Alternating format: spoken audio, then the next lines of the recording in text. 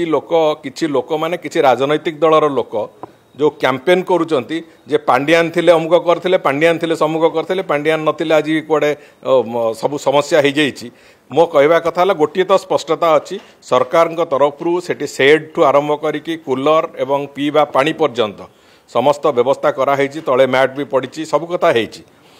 जेते बेले बेसिकली जो को प्रॉब्लम होछि जेते बेले खरा बेले ठाकुरंकर पूजा पाई जो पाखापाखि 1.5 घंटा 2 घंटा बंद रोची सेही समय लोकंकर भिड़टा बाहर रही जाउछि। सेही दृष्टिकोण लोक टिके असुविधा सेते बेले शिकार होउचंती।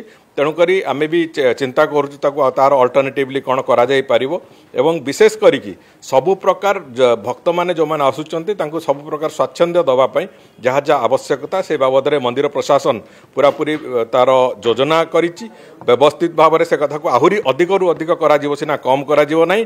तेणुकरी जो माने राजनैतिक उद्देश्य रे ये कथा को एक भयर वातावरण तैयारी करिकी महाप्रभु श्री जगन्नाथ को दर्शन करने केमती कम लोक आसतु एभलिया चक्रांत करुचंती सेमानंकु निश्चित भाव में आगामी दिन तार उत्तर भी देवाक पड़िबो।